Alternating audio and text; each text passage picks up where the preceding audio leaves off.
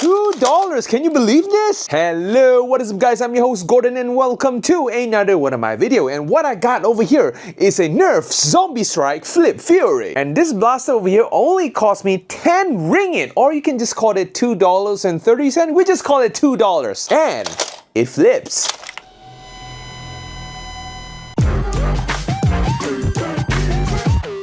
Okay, first look at the blaster. As you can see, the aesthetic of the blaster is very interesting, I would say. I mean, the entire color scheme itself is very nice. Whole blaster is orange and light gray. I like this kind of color scheme. And this blaster is basically how you put two Nerf strong arm together, and this is what you get. And the most important thing over here, I only get this blaster for only $2 United States dollars and 30 cents in a public garage sales. And not only this blaster, by the way, I bought a whole ton of different kind of blaster, including imported blaster, which is still in the box. Holy moly, look at what I bought today in the garage sales. We are gonna review all of those, by the way, and I got it for like really cheap as well. And to those who are wondering why I didn't review Nerf branded blaster, first of all, Nerf branded blaster in Malaysia is very expensive. I can only buy it when there's like an 80% discount or something like a garage sale. And of course, one of the main reasons I am not being sponsored by Nerf. Hasbro didn't send me any blaster for review, and of course there is no second or third party distributor sending me any Nerf blaster for review. The only not so good thing about these garage sales blaster or a borrowed blaster is you might not be able to see the full potential of this blaster over here because it is very much a used blaster. And of course, the moment when you hold the blaster on hand, this blaster is huge for a sidearm.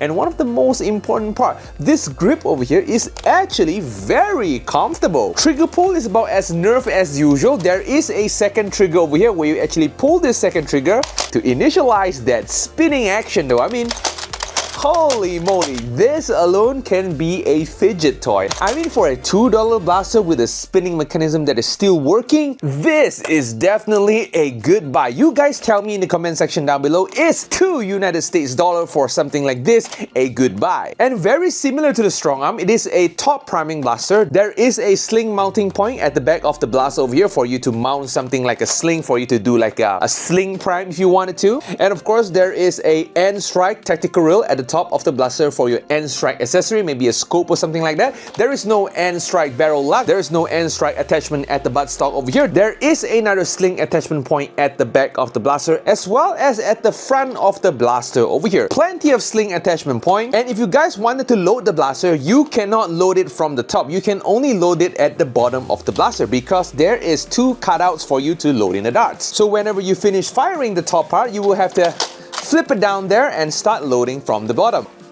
Just put it like so. And there's one part of the blaster which I think that is very innovative. I'm not too sure because I've never hold enough Nerf branded blaster to realize this kind of mechanism, is that when you fire the blaster, you see when you pull the priming handle at the top of the blaster, the barrel did not spin. And the moment when you fire the blaster, only the barrel will spin. This is a very innovative way to those who like to front load the barrel over here and literally fire. For emergency situation, it is very useful because as far as I remember, most of the imported revolver type blaster is the moment when you prime the blaster over here, it will spin in the same time. Which sometimes if you forgot to load the other hole, then you will be firing blank.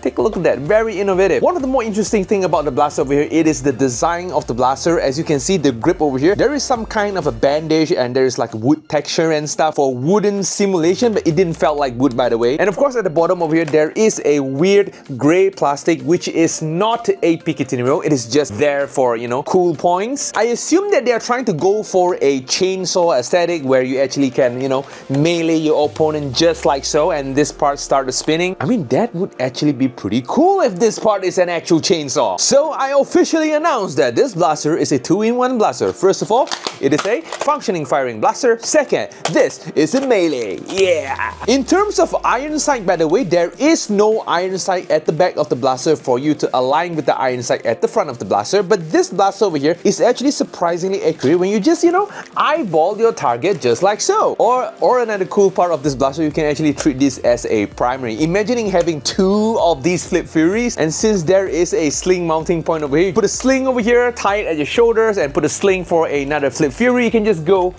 go like that, you know what I'm saying? And the moment when you ran out of ammo, just flip it just like so. How cool is it? Seriously, that flipping mechanism, I mean, I can do this all day. And one more cool thing about this blaster is that this blaster comes with slam fire.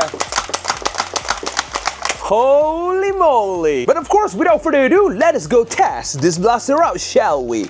Oh yeah.